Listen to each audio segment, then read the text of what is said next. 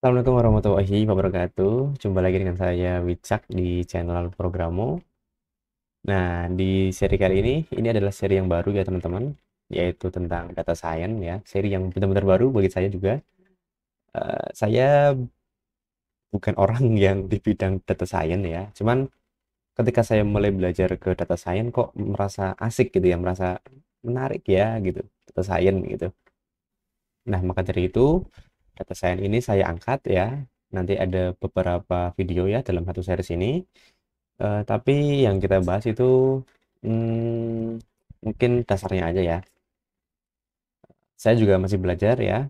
Kita sama-sama belajar. Kalau misalkan dalam semua video saya ini ada kesalahan, tolong dikoreksi ya. Semoga video ini atau playlist ini membantu teman-teman dalam eh, berdata science ria gitu.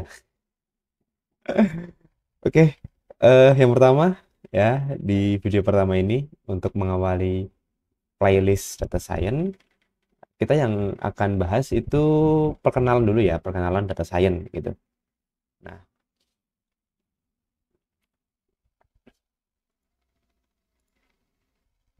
data science itu apa sih?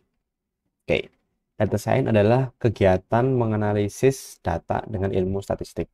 Ya, membuat, melatih evaluasi model machine learning dengan tujuan dapat mengambil business insight dalam data. Sebenarnya nggak mesti untuk bisnis ya. Pengolahan data kan bisa untuk banyak hal gitu ya. Lalu apa sih itu data scientist ya? Data scientist itu seorang spesialis yang menggunakan keahlian mereka dalam statistik dan model machine learning untuk membuat prediksi dan menjawab pertanyaan-pertanyaan bisnis ya.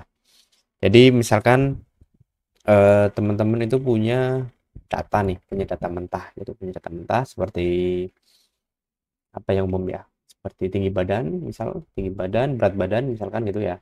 Data mentah aja nih, tinggi badan, berat badan gitu. Nah, tapi belum tahu tuh datanya untuk apa gitu. Ya cuman ngumpulin doang gitu ya, ngumpulin data doang tapi belum tahu untuk apa. Jadi belum ada nih tujuannya apa, manfaat dari data yang kita punya itu apa gitu. Nah, adanya data science ini untuk mengambil manfaat dari adanya data ini itu apa gitu lah. Misalkan data tinggi badan berat badan itu untuk apa sih, kayak gitu. Nggak harus untuk bisnis, nggak harus untuk bisnis, tapi biasanya digunakan untuk bisnis gitu ya, untuk hal bisnis biasanya. Nah, seperti kayak menentukan target market misalkan itu, atau misalkan seperti kasus yang terbaru ya di 2023 ini ya, di video ini, sorry, di bulan Oktober 2023 ini, seperti kasus TikTok Shop itu kan salah satu penggunaan data science ya. Misalkan dengan adanya data tinggi badan dan berat badan, maka misalkan iklan yang muncul itu iklan tentang diet, iklan tentang apa-apa kayak gitu. Nah, itu salah satu contoh pengolahan datanya kayak gitu ya. Jadi ada data mentah ya, gimana sih cara menggunakan data tersebut kayak gitu. Nah, terus misalkan nih teman-teman dengar tentang machine learning kayak gitu. Nah, mungkin di pikiran kita ya, machine learning itu untuk prediksi ya, entah prediksi gambar, video dan lain-lain gitu. Nah, sebenarnya itu bukan hanya untuk itu aja gitu, tapi machine learning pun bisa juga tuh digunakan untuk memanfaatkan statistik gitu ya, seperti prediksi market tadi ya, kayak gitu ya. Kemudian eh workflow ya, data science workflow ya, alurnya gimana sih dalam data science gitu. Yang pertama itu ada capture data ya, jadi harus punya nih datanya dulu ya, pasti harus punya datanya dulu. Jadi kemudian setelah itu ada alur selanjutnya, itu ada manage and clean data gitu. Jadi setelah di capture ya, data tersebut kan belum tentu siap diolah gitu kan, kita perlu mengaturnya, perlu membersihkan dulu gitu dari data-data yang nggak perlu gitu. Perlu dibenerin lah. Oke, berikutnya ada exploratory analysis gitu ya, digali nih apa yang bisa didapat dari data yang kita punya gitu. Jadi setelah tadi belum dapat tujuan mau ngapain dari data tersebut, misalkan tadi data berat badan, tinggi badan misalkan. Nah, di proses ini ya kita bisa nih menentukan reportnya gimana gitu. Tujuannya gimana seperti itu. Nah, setelah itu ada proses final analysis ya, analisis secara keseluruhan, dan yang terakhir ada reporting ya, kesimpulannya. Misalkan kita dapat kesimpulan nih, semakin tinggi tubuh, berat badan kita semakin tinggi atau enggak, kayak gitu misalkan. Ya. Nah, kita akan jelaskan nih satu persatu prosesnya. Yang pertama ada capture data. Ya, di capture data ini proses untuk mendapatkan data dari berbagai sumber ya. Yang sering digunakan itu ada berbasis file ya, CSV, Excel gitu ya, yang sering dipakai. Terus ada berbasis database, SQL, ini sering dipakai juga kalau misalkan membuat sistem. Yang terakhir biasanya pakai JSON ya, gitu. Jadi hmm, basic basic datanya itu biasanya memang dalam bentuk file ya sumbernya, gitu. Nah, selanjutnya ada manage and clean data gitu. Proses untuk memilih data yang penting ya untuk dianalisis ke depannya, biasanya dengan memilih kolom apa aja yang diperlukan dan apa aja yang dihilangkan. Ya, nilai yang nggak perlu itu apa aja gitu, seperti data duplikat, data double, data null atau none, not a number gitu. Misalkan gini, ada orang mengisi data, kan tadi ada data tinggi badan sama berat badan gitu. Nah, ada orang yang hanya mengisi tinggi badan doang, gitu ya. BB-nya enggak, gitu. Hanya TB-nya doang. Nah, di proses manage and clean data ini, maka data yang seperti ini dihapus saja, gitu ya. Karena datanya itu berbeda ya dibanding dengan data yang lain. Tuh, misalkan masih ada yang kosong ataupun datanya double gitu. Misalkan si user inputnya double, ya itu perlu dibersihkan. Gitu. Setelah itu ada exploratory data analysis ya. Di sini lebih banyak dalam memvisualisasikan data yang diperoleh dan mengira-ngira nih apakah data tersebut bisa menyelesaikan permasalahan yang didapat. Itu jadi setelah dibersihkan datanya, kita mengira-ngira dulu nih apa yang bisa kita analisis dari data yang kita dapat. Gitu. Misalkan, oh sorry, jadi bisa menyelesaikan masalah yang mana gitu. Misalkan tadi berat badan dan tinggi badan gitu ya. Misalkan ada suatu permasalahan tentang obesitas atau kebutuhan kalori gitu misalkan ya. Nah, misalkan dari data mentah ini, dua data mentah ini, ada nggak sih hubungannya dengan obesitas misalkan atau gimana? Ya, ini perlu dianalisis gitu. Selanjutnya ada final analysis ya. Di tahap ini membuat visualisasi data hasil dari pengolahan data gitu, sehingga dapat menjawab permasalahan yang tepat gitu. Misal tadi hubungan antara TB dan BB ya, tinggi badan dan berat badan. Misalkan dengan TB segini, BB-nya segini, kita harus ngapain gitu. Misalkan TB-nya 170, BB-nya 80 misalkan. Nah, dengan data ini kita harus ngapain? Apakah orang tersebut harus diet atau gimana misalkan? Misalkan kalori yang dibutuhkan setiap hari itu gimana? Gitu. Dan yang terakhir adalah tahap reporting ya. Reporting memberikan data hasil olahan dalam berbagai bentuk ya sesuai dengan kebutuhan. Bisa berbasis file, database atau JSON ya. Tapi biasanya untuk report data analyze ya itu dibentuk dalam bentuk dashboard grafik. Soalnya kan ketika seorang data analyst menampilkan ke klien atau pimpinan itu gimana caranya biar informasi tersebut itu bisa ditangkap oleh orang umum, orang awam gitu ya. Itu. Nah, selanjutnya ini ada perkenalan data engineer ya. Jadi setelah tahu tentang data science nih ya, sekarang kita bahas dikit aja ya, dikit tentang data engineer, data analis. Jadi paling nggak teman-teman tahu nih bedanya apa antara ketiga ini kayak gitu. Oke ya, perkenalan data engineer di sini apa sih pengertiannya gitu kan. Jadi data engineer itu kegiatan untuk mempersiapkan data, loading data, cleaning data sehingga dapat diolah secara mudah gitu. Sedangkan data engineering ya itu membangun dan mengoptimalkan sistem sehingga data science dan data analis dapat melakukan pekerjaan dengan baik gitu. Jadi untuk data engineering ini sebenarnya udah masuk nih ke proses data science tadi yang bagian clean data itu ya, untuk ngolah data ya. Jadi spesialis engineer ini adalah membentuk data sehingga dapat diolah oleh data science kayak gitu. Jadi nanti data science nggak perlu nih pusing-pusing lagi cara coding data gimana gitu ya. Apalagi kalau projectnya itu besar gitu.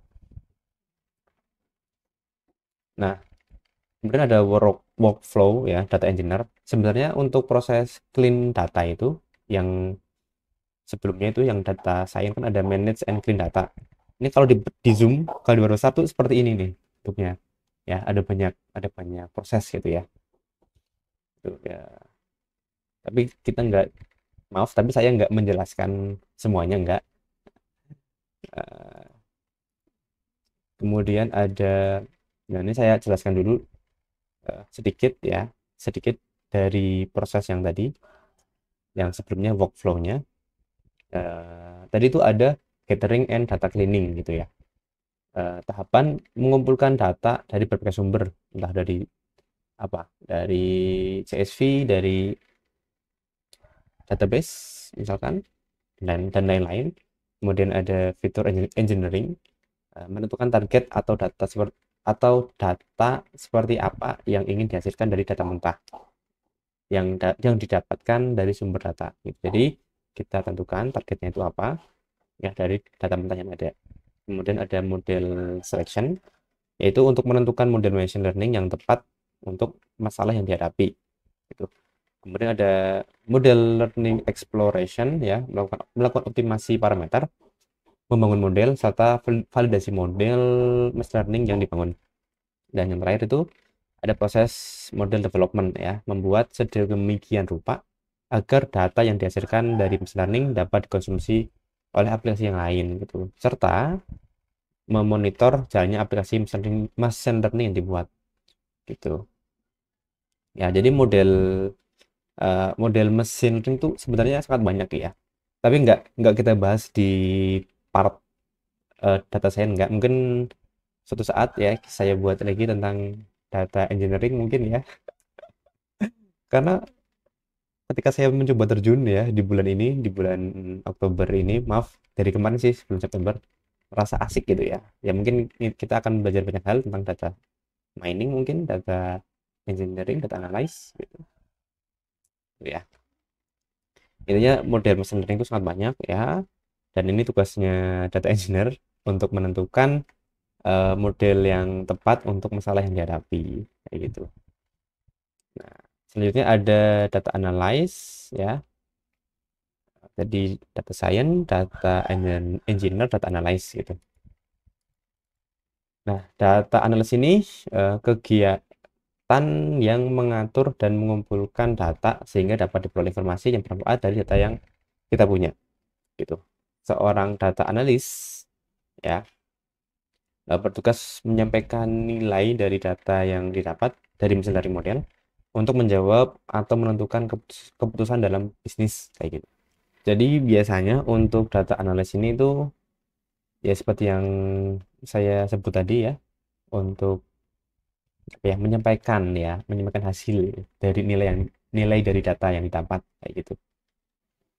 Nah, kemudian untuk workflow-nya itu ada sumber data yang sudah diolah, dashboard, penilaian pimpinan dan keputusan bisnis gitu ya. Jadi pada umumnya seorang data analyst itu lebih banyak terlibat dalam komunikasi data gitu dengan pimpinan, dengan klien misalkan yang memerlukan hasil olahan data dari machine learning gitu.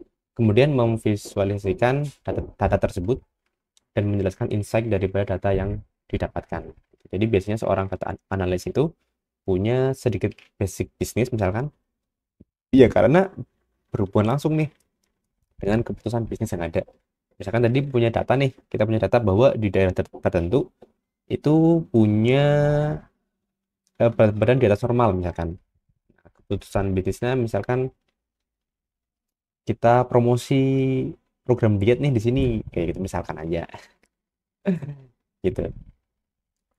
Nah, perbedaannya apa sih antara workflow data science, data engineer, data analis gitu.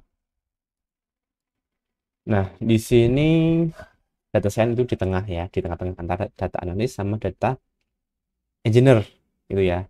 Jadi ada matematika, algoritma, ada data komunikasi, ada software engineering gitu ya.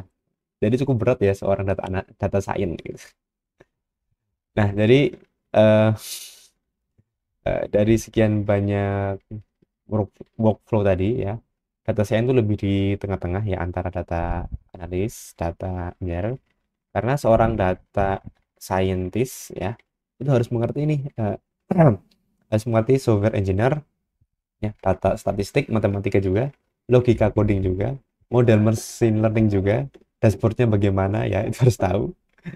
Ya jadi jadi data analis itu di tengah-tengah ya karena sebagai penengah untuk komunikasi antara data engineer dengan data analis kayak gitu ya. Makanya seorang data science harus mengerti rules dari dua bagian yang lain kayak gitu walaupun hanya dasar aja ya gitu.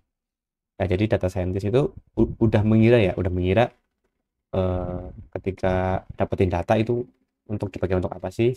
Terus dashboardnya itu mau dibuat gimana sih kira-kira gitu? Atau tujuan datanya mau diapain? Kayak gitu, mau pakai mesin learning yang mana, model yang mana, ya itu. Walaupun hanya dasar aja sih. Nah, selesai. Oke, terima kasih. Ini video yang pertama ya, video yang pertama. Nanti sampai coba di video berikutnya. Di video berikutnya mungkin sedikit membahas tentang tools ya. Jadi semoga teman-teman betah dalam belajar data science. Semoga ilmunya bermanfaat dan belajarnya tetap semangat ya. Di sini kita mungkin agak ngoding-ngoding dikit nanti. Mungkin tapi ngoding dasar aja ya tentang Python. Walaupun di channel saya itu belum ada Python dasar ya, tapi oke lah ya kita akan belajar dikit-dikit tentang Python. Oke, sampai jumpa di video selanjutnya. Saya mohon maaf apabila ada penjelasan yang kurang jelas. Ya kita sama-sama belajar di sini.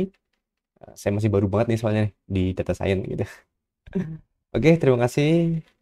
Wassalamualaikum warahmatullahi wabarakatuh.